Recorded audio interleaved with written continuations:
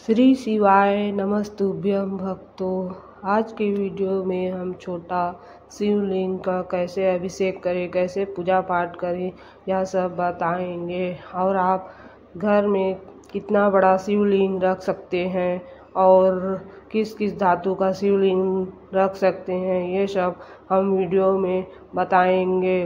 तो आप वीडियो में बने रहिए।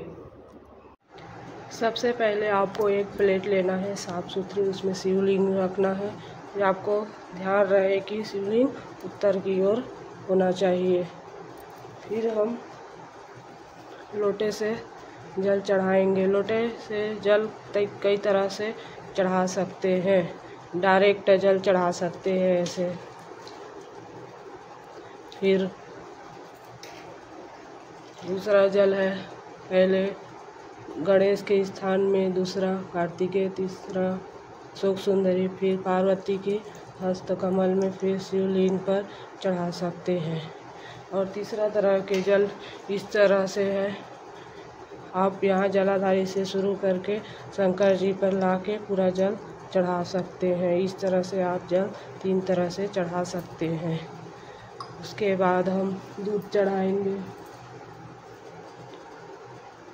ध्यान रहे दूध हमेशा स्टील के बर्तन में ही चढ़ाए। उसके बाद दूध चढ़ाने के बाद में थोड़ा सा जल चढ़ाएंगे। फिर उसके बाद में हम थोड़ा शक्कर चढ़ाएंगे। फिर जल चढ़ाएंगे। फिर उसके बाद थोड़ा घी चढ़ाएंगे।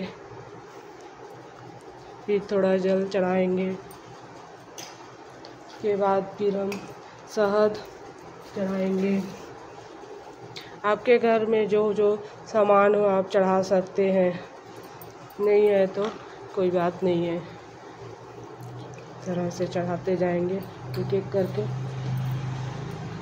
एक बार फिर हम स्वच्छ जल से अभिषेक करेंगे। अभिषेक करते समय आपको ध्यान रहे कि आप नमः शिवाय या फिर ओम नमः शिवाय या फिर श्री शिवाय नमस्तुभ्यं का जाप जरूर करें।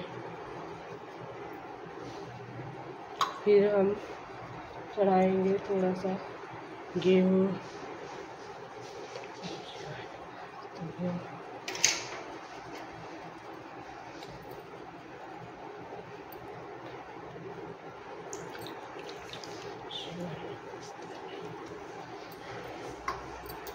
जो शिव जी का अभिषेक वाला जल है उसको हम थोड़ा सा दरवाज़ा पास छीट देंगे और थोड़ा सा बच्चे को दे देंगे, खुद आचमन करेंगे और बच जाएगा उसको फूल पौधों में डाल देंगे। इससे क्या होगा, जो बच्चों को देंगे जल वो जिद्दी स्वभाव के होते हैं, उनके स्वभाव में सुधार हो जाता है। और दरवाजे पास जो जल छीटेंगे उससे धन संपदा की प्राप्ति होती है। और जो पेड़ पौधे में डालेंगे तो उसका छाया हमारे घर पे पड़ रहा है तो वो बहुत सुखदायक होता है। शिवलिंग में नंदी का होना जरूरी नहीं है, अगर है तो अच्छा है आपके पास।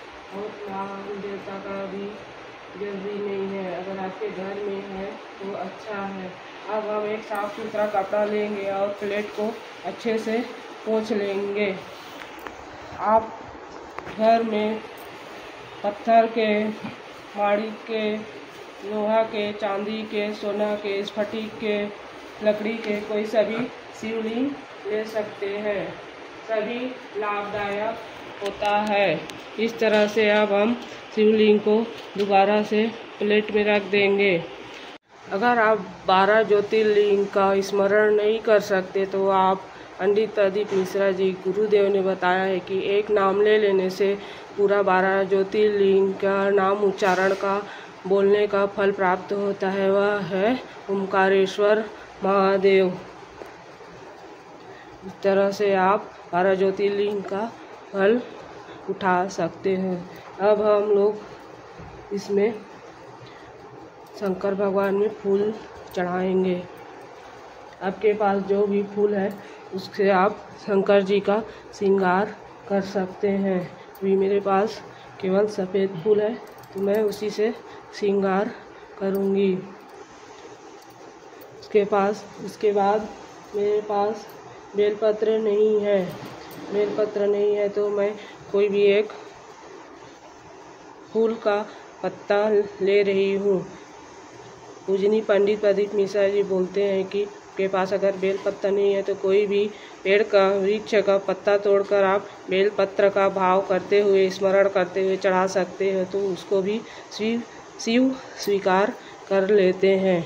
इस तरह से अब हम बेलपत्र चढ़ाएंगे। अगर आपको कोई पत्ता भी ना मिले तो आप 3 उंगली का स्पर्श कराकर भी शिव जी को बेलपत्ते का चढ़ाने का फल प्राप्त कर सकते हैं। अब हम चावल के दाने चढ़ाएंगे, शिवलिंग में चढ़ाएंगे, थोड़ा सा नंदी में चढ़ा देंगे। अगर आपके पास कुछ भी सामग्री नहीं है तो आप केवल 1 लोटा जल और 1 चावल के दाने से भगवान को प्रसन्न कर सकते हैं। भगवान शंकर बहुत भोला है, वो 1 लोटा जल और 1 चावल के दाने से ही प्रसन्न हो जाते हैं, इसीलिए उनका नाम भोलेनाथ है। पूजनीय पंडित प्रदीप मिश्रा बोलते हैं कि जिसके घर में शिवलिंग है उसके यहाँ कोई अकाल मृत्यु नहीं हो सकता या कोई बड़ी बीमारी प्रवेश नहीं कर सकते। अब हम शंकर जी का आरती करेंगे, दिया दिखाएंगे शंकर जी को। इस तरह से आप भी पूजन कर सकते हैं आपके घर में शिवलिंग है तो। अब हम समीपत्र चढ़ाएंगे। समीपत्र को हमेशा बाद में ही चढ़ाना चाहिए, पूजा आरती वगैरह होने के बाद ही चढ़ाना चाहिए। इसको चढ़ाने का भी तरीका है, पहले पार्वती मैया के हस्त कमल में स्पर्श कराना है, उसके बाद शिवलिंग पर चढ़ा देना है। अगर आपको वीडियो जरा सा भी उपयोगी लगा हो तो कमेंट बॉक्स में हर हर महादेव जरूर टाइप करें। श्री शिवाय नमस्तुभ्यम। हर हर महादेव।